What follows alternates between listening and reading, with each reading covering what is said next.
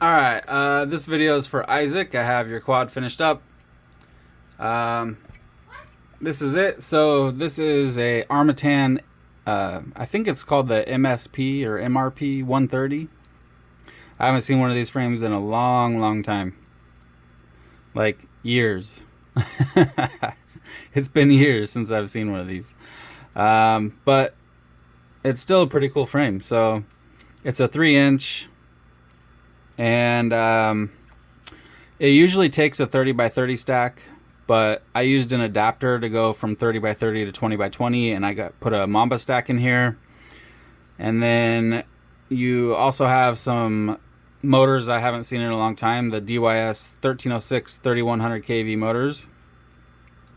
These were some of my favorites a long time ago. You also have I don't know what VTX this is. You sent this VTX. I think it's an Eachine one. It's one of those ones that's, I don't, like, we used to use them years and years ago. They still work just fine, but and that's why it's all long on top with this antenna. Like, sometimes you could put one on the side, the VTX, and put the SMA bulkhead or whatever through here, and then your antenna would sit right here and it wouldn't be so high. But it had to go on top, so that's why I linked you that little stubby antenna, so you can just stick a stubby antenna on there and it'll be perfect. And then you have the Foxeer Aero Mini Pro camera, and that's about it. I threw on some of these props. These are HQ 3050s, I think. Yeah, 3050s. So this should do pretty good on 4S. You might want to start with 3S if you're new. I think you're newer to quads. I'm not sure, but maybe start with 3S and then go to 4S. You can access the USB easily on the side there. And then also the receiver is on the very top and the bind button is in the back. So you'll see it when you have it in person. You'll be able to see it. I cut a little, because it has black heat shrink on the receiver, but I cut a little piece out right here. I'm touching it right now. That's the bind button.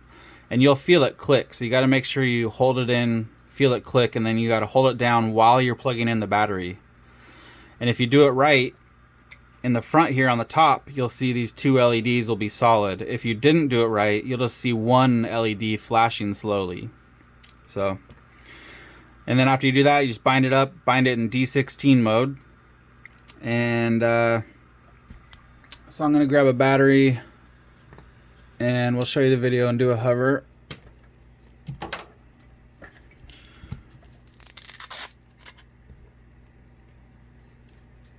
It's already bound up to my radio. I got a little, what is this, a 650 I think? 450. 453S, but you probably want something like a 850.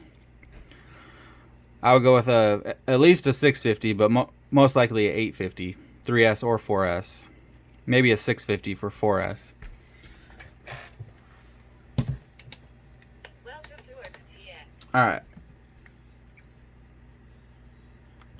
I flashed it to the newest firmware that was in beta flight, which was 4.1.7.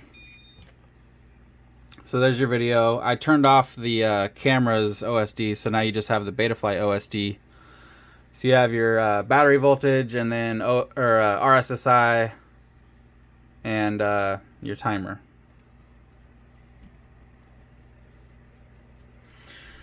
All right.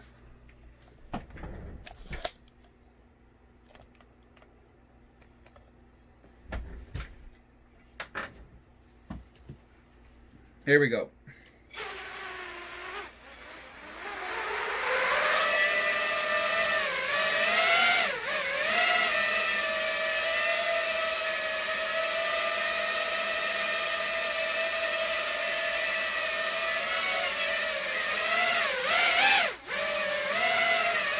Flying pretty nice.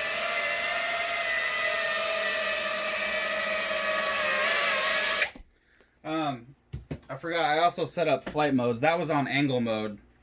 So it was kind of wanting to drift backwards a little bit, and that's because I didn't calibrate the accelerometer. Which, if I can remember right, I believe, is left stick down and to the left, and then right stick straight down. And the LED on the flight controller will flash 3 times, and then it'll be calibrated. But you want to make sure the quad's perfectly level before you do that. But other than that, it's good to go. So I'm going to get it boxed up and shipped out, and I'll send you over tracking as soon as I have it. Minus an antenna. So that's how it'll look when it comes. Actually, without this too. So that's how it'll look when it comes.